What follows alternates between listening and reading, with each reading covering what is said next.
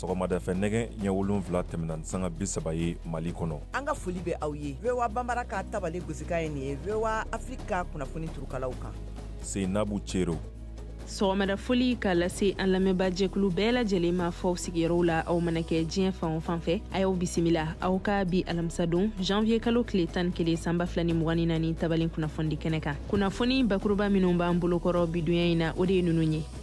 Jihadimaw ye bingani wale kɛ Gao marabolo kɔnɔna na kɛrɛnkɛrɛnnenya la dugula an ko min ma ko Kobe ka ɲɛsin yɛrɛlakana kulu dɔw ka poste ma. Maa min tora nin ko in dafɛ o bɛ taa maa 8 bɔɲɔngo la min yɛrɛla maa caman olu tununa fo ka taa se tiɲɛni waleya wɛrɛw ma. O ye kunnafoniya ye min lasera Mali finitigilakaw ka kunnafonidiso DIRPA fɛ kunnafonidiso indépendant ka kunnafoni gafe kɔnɔ. Tile damadɔ ka kɔn Mali samata sɛgɛw olu ka tali ɲɛ Côte d'Ivoire jamana kan walasa ka t'u sen don farafina senadɔlɔntanba tako 34 na kan fɛn min ye Mali jeli lakodɔnnenba Burama Sumano ye. Ale ye kumakan dɔ tenkun ni ma kofɔlen ninnu na kumakan minnu yɛrɛ bɛ jigisigi kumaw kofɔ. O jaw yera Facebook bɔlɔlɔsiraw sanfɛ. Sɔni maliden dɔw bɛ n'u hakilinaw fɔ ka kɛɲɛ ni sariyaden ye min tara bala n'a bɛ bɔlɔlɔsiraw koɲɛ ɲɛnabɔli kofɔ Mali la ni an ko a ma ko cybercriminalité. L'Amérique jamana kan Donald Trump ale tɛna se ka ɲɛfɔli kɛ ka kɛɲɛ ni jalakiw ye minnu tenkunnen don a la ni o yɛrɛ bɛ yuruguyurugu kofɔ New York. Kunnafoni ban waati an bɛna aw ka sanbɛ foli dɔw lamɛn ale ni aw ka hamina ni jɔrɔnakow ka ɲɛsin sankura ma min daminɛnen filɛ nin. Ninnu de ye bakurunbaw ye kunnafoniya wɛrɛw bɛna fara minnu kan ni ka bɛɛ lajɛlen walawalaw ye sanga 30 kɔnɔ bi alamisa don janvier kalo tile 11 sanba 2024 tabalen kunnafoni kɛnɛ kan. A y'aw bisimila.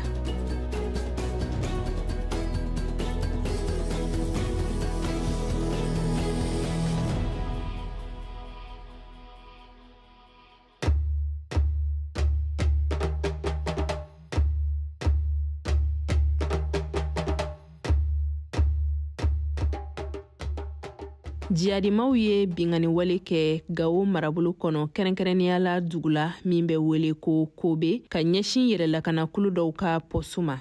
Maa min tora nin kasara in dafɛ o bɛ taa maa 8 bɔɲɔngo la min yɛrɛla maa caman olu tununa fo ka taa se tiɲɛni waleya wɛrɛw ma. O ye kunnafoniya ye min lasera Mali finitigilakaw ka kunnafonidiso DIRPA fɛ kunnafonidiso indépendant ka kunnafoni gafe kɔnɔna na. Nɛgɛjuru sira senfɛ Mohamed Touré ale ni Monsieur Abdul Karim Samba masalala min ni ale yɛrɛ bɛ kulu ɲɛma kulu min ni an ko a ma ko coalition des anciens des mouvements et organisations de la résistance civile de Gao an k'u ka nɛgɛjuru sira kumakanw lamɛn. Kɛlɛ min kɛra Kobe poste kan ni groupe armé Gandezo mɔgɔw bɛ a kɛra sibiridon juma jiginen kɔfɛ binganikɛlaw minnu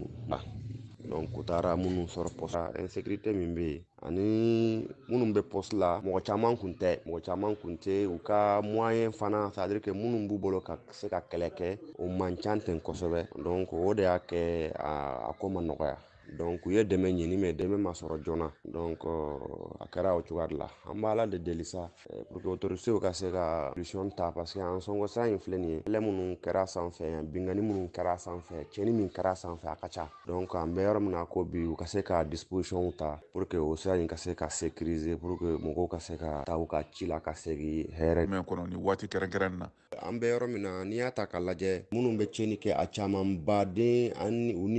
u bɛ si dugu kɔnɔ u bɛ wuli dugu kɔnɔ an n'u bɛ dumuni kɛ ɲɔgɔn fɛ an bɛ fɛn bɛɛ kɛ ɲɔgɔn fɛ n'a bɛ fɔ min ma ko guerre asymétrique mɔgɔ min bɛ kɛlɛ i n'a ma ja ɲɔgɔn na i n'a de bɛ si i n'a de bɛ wuli donc o kɛlɛ de bɛ ka kɛ sisan maintenant an bɛ se ka min fɔ o ye bɛɛ k'i yɛrɛ kɔlɔsi o ye kelen an bɛ se ka an ka position di bingani mɔgɔw kan u ka se ka o bɛɛ lajɛ bɛɛ k'i tigɛ di ɲɔgɔn ma pour que a ka se ka kɛ bɛnta ye quoi fɛn min bɛ se ka ban sinon ni n'a fɔra ko an bɛ si ɲɔgɔn i ni mɔgɔ min bɛ tiɲɛni kɛ aw bɛ si ɲɔgɔn fɛ aw bɛ wuli ɲɔgɔn fɛ a ka ca ala fɛ a bɛ se ka ko jugu dɔ kɛ k'a sɔrɔ i ma bɔ a kalama donc vraiment min ɲini bɛɛ k'u tigɛ di ɲɔgɔn ma an ka se ka autorités dɛmɛ ka mɔgɔw dénoncer u bɛ yɔrɔ yɔrɔ solution ka se ka sɔrɔ a la pour que se k'u éradiquer ani groupe armé minnu fana bɛ yen ni u bɛ poste minnu na u ni autorités ani soldats ka baara kɛ ɲɔgɔn fɛ pour que ni nin ko modèle ninnu kɛra soldats ka se ka intervention rapide kɛ pour que k'u dɛmɛ pour que tiɲɛni kana juguya ka se niveau la. Kɔlikɛ arabadon ni ɲɛɲuman ye ni a bɛ dankari kɛ adamadenya jo hakɛw la kɛrɛnkɛrɛnnenya la Kajatu marabolo kɔnɔna na min yɛrɛ bɛ jate Mali marabolobaw fɛ. Kajatu Tarawele bɛna o kunnafoniya perepere latigɛ. Alhassan Aga Abdulaziza Aga Mohamed Aga Mahmoud n'a bɛ wele ko Alhassan jalakilen don ni ninjuguya waleyaw ɲangata bilali musolamɔgɔw kan ye ka musolamɔgɔw bila kafoɲɔgɔnya jɔnya kɔnɔna na jagoya furu ani dankarili jugu tumutu duguladala fɛnmanw kan janvier kalo tile 18 nata ninnu na duniya keleya tɔnba ka kiiri soden fɔlɔ ka kan ka danatigɛli kɛ a ka ɲangiliw walima a ka labilaliw kan CPI ka laseliw la ki la hey o la kɛnɛ tun sigira san 2020 waati la a kiiri kɛnɛ kan seere 52 de tun welelen don jalakirikɛlaw fɛ 22 wele bilalolu ma kiiri laɲinikɛlaw fɛ kiiri ni laɲini kɛbagaw ne u jate bɛ maa 2,196 la fɛnɛ ye wele bila seere 2 ma kiiriso nin ka fɔ la u ka mara waati la san 2012 ka taa se fo san 2013 ma bamanci dansagokɛlaw ye dankarili kɛ tumutu dugu la fɛ ne waliju 333 tɔgɔ dalen don a dugu kan Al-Hassan bena kɛ dansagokɛla filanan ye min ka kiiri bena kɛ CPI fɛ ka da u ka dankariliw ka waliseko a n'a ka dɔnko duniya kɔnɔna na lasagoli bolofara. Kiiritigɛla min bɛ Donald Trump ka koɲɛw ɲɛma New York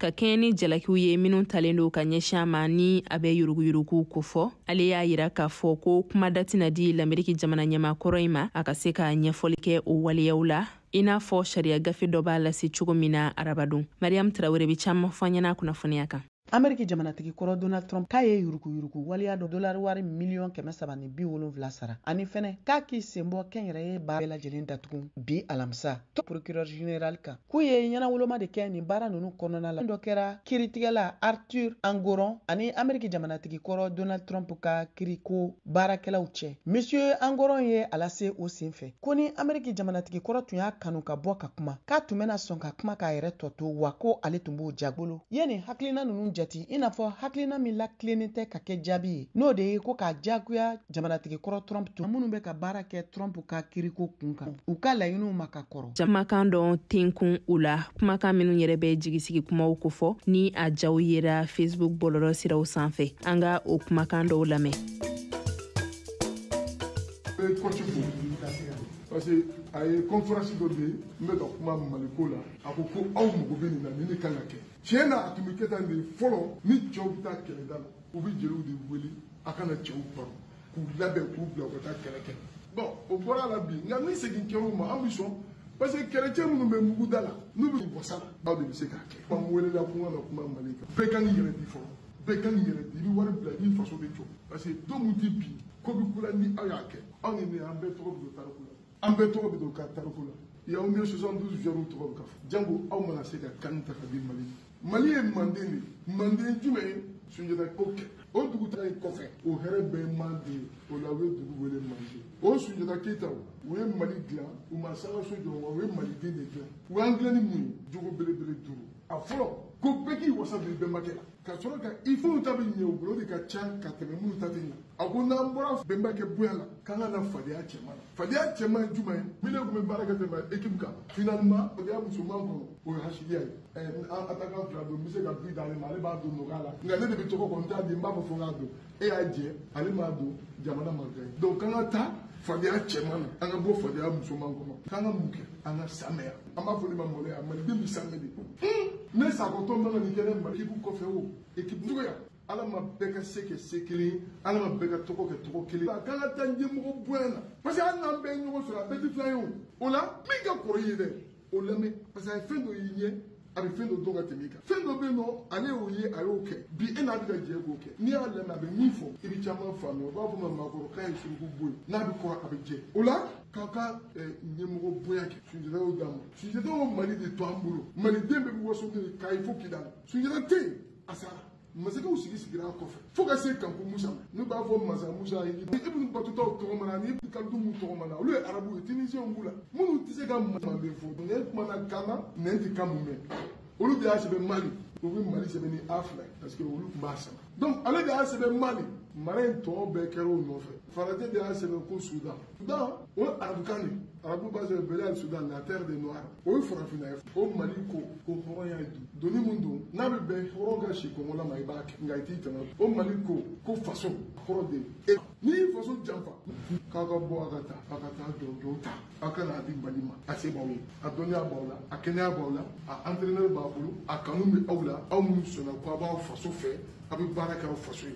ne ye jeli ye ne ka baara ye dɔrɔn de k'an jɔ ka fɛn dɔ f'aw ye dɔw tɛ bi ye n'a ye koba wɛrɛ kɛ ka bɔ k'o fana lakale aw kɔ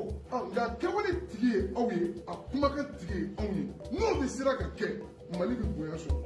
Aussi fo ka taa se maa dɔw ma minnu yɛrɛ y'u hakilina fɔ a kan. Fɛ fo ka taa se bɔlɔlɔ sanfɛlaw ma jamana ye sariya kura sigi sen kan min kɛmɛ sababu ye ka kumakɛla caman k'olu datugu kaso la ka sababu kɛ u ka fɔtaw ye walasa ka se ka famali sɔrɔ cybercriminalité kan. Mamadou Sise ale bɛ ɲɛfɔli kan ye o kan. Cybercriminalité ye fɛn mun biŋani don a biŋani bɛ sɔrɔ bɔlɔlɔ sanfɛ misaliya la ne ye bɔlɔlɔ labaara ka dɔ ka kunnafoni. Musa Karamɔgɔ Traoré ale ye kiri kalanden ye a bɛ ɲɛfɔli kan ye sariya in kan. Loi kura min bɛ boli cybercriminalité kan n'o o ye loi numéro 2019-056 ye o loi in b'a sɛbɛn furaya k'a fɔ ko cybercriminalité ale ye infraction pénale ye infraction pénale mun ni a bɛ kɛ an ka technologie ani informatique siraw fɛ sanctionné. Mado ka fɔla ni sariya in ye ko kura ye nka Fanta Traoré bolo sariya in bɛ a mɛnna sabu ale y'a kuma mɛn. Bon cybercriminalité ko n y'a kuma mɛn a bɛ wagati jan bɔ wa n y'a mɛn fɛnɛ ka fɔ ko loi dɔw bɔra a kan.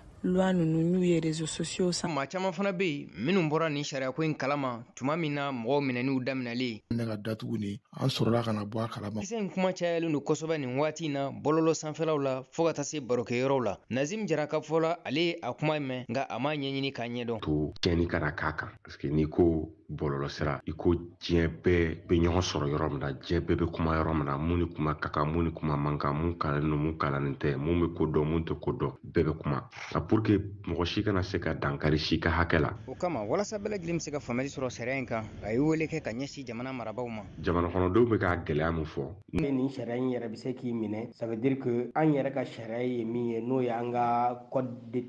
la déontologie ye an ma o labato parce que mɔgɔ mɔgɔ n'i sera ka ale labato a ka ca ala fɛ nin sariya nin tɛ se k'i minɛ. N'i ye fasoden ye kunnafoni minnu bɛ se ka na ni gɛlɛya ye i ka sigida kɔnɔ i ka dugu kɔnɔ i ka jamana kɔnɔ i k'i janto o kunnafoni na hali ni tiɲɛ de don parce que a yɛrɛ k'a fɔ code de la déontologie bɛ yen ani code d'éthique tigi bɛ mara de kɔfɔ dɔrɔn a k'a dɔn k'a fɔ an ye fasoden de fɔlɔ.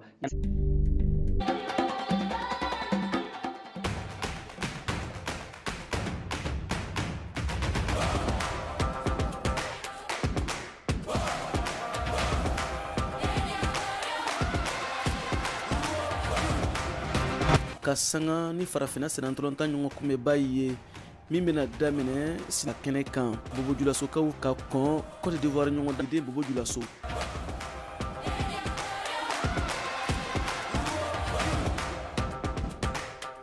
Coupe d'Afrique o ɲagalen daminɛna ka ban Bobo Dioulaso kɔnɔ lɔgɔfiyɛra boulevard Daura yɔrɔ ale bolo yan. Drapeau ne a fitini bɛ yen ale tɛ tɛmɛ 60 kan a kaɲɛ dɔw bɛ yen ale tɛ tɛmɛ 200 kan. A dɔw bɛ yen a tɛ feere a bɛ bɔra a bolo Segu ka di a yɛrɛ dun fana ka di Coupe d'Afrique gbɛrɛnin na. Bon maillot ko fan fɛ yɛrɛ la marché bɛ il y a les talons verts, il y a la couleur verte, il y a les jaunes, il y a les blancs mais min b'an sɛgɛnna même au marché o ye modèle de changer la bande de drapeau a bɛ bɔ gɛrɛn na ka sɔrɔ ka jigin a tɛ lɔgɔra a kelen minnu bɛ yen 1,400 alors que an b'an ta nin feere 400 le voilà donc lɔgɔ nin yɛrɛ a ka fisa mais mɔgɔ bɛ kɔrɔman lo sanna kurama nin o y'a changer retard la. Yɔrɔ caman na bi o bɛ kan ka labɛn ba ka se ka mɔgɔw b'a filɛ wari la minnu fana bɛ boisson ta olu tɛ wari sara tuma dɔ la mɔgɔw bɛ na interprétation kɛ dɔw bɛ yen i b'a dɔn dɔnkilidalaw u bɛ na min tan kɛra u b'u ka prestation kɛ mɔgɔw b'a filɛ mɔgɔw b'a apprécier. Ni tun ye Alidu Wederawogo kumakan ye VOA Banbara tɔgɔra Bobo Dioulaso.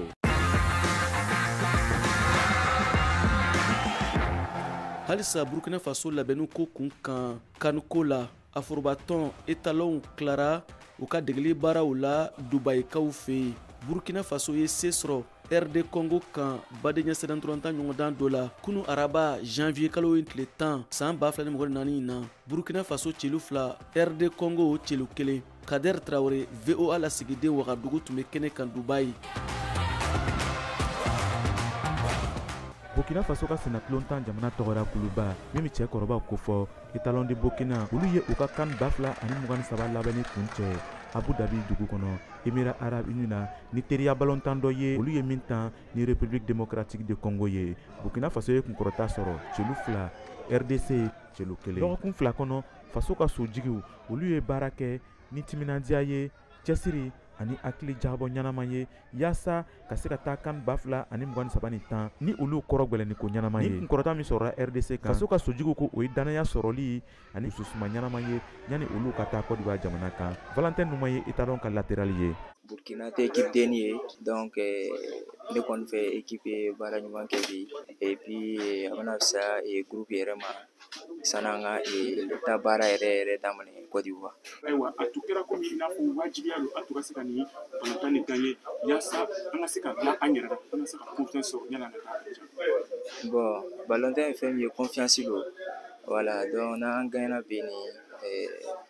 a bɛna dɔ fara an ka confiance kan ka se ka taa tournoi nin kunbɛn nisɔndiya yɛrɛ la. Faso ka ministre min bɛ farikolo ɲɛnajɛko kunna Boubacar Sawadogo ale y'a senfa ka se Abu Dhabi dugura yaasa ka taa ɲɛ la Etalon ka kan 2023 labɛnni laban na. Défenseurs olu bɛ milieu de terrain dɛmɛ milieu de terrain u bɛ attaquant dɛmɛ attaquant fana bɛ sɔrɔ ka to ka na défense kɛ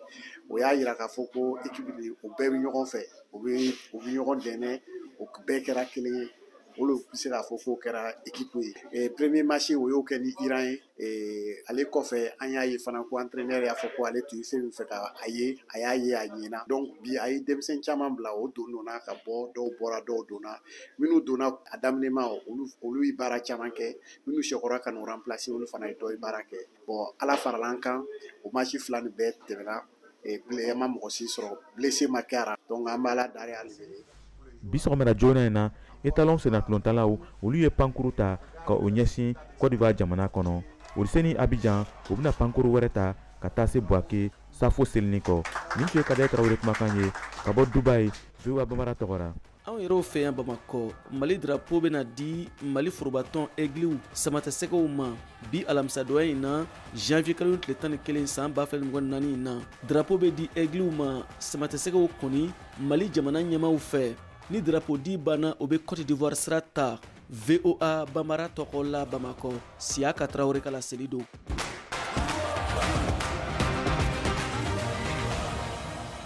Waati sera ka maliden dɔw lamɛn hamina ni jɔrɔnako min mana kɛ u la jango an bɛ waati min na i ko sisan.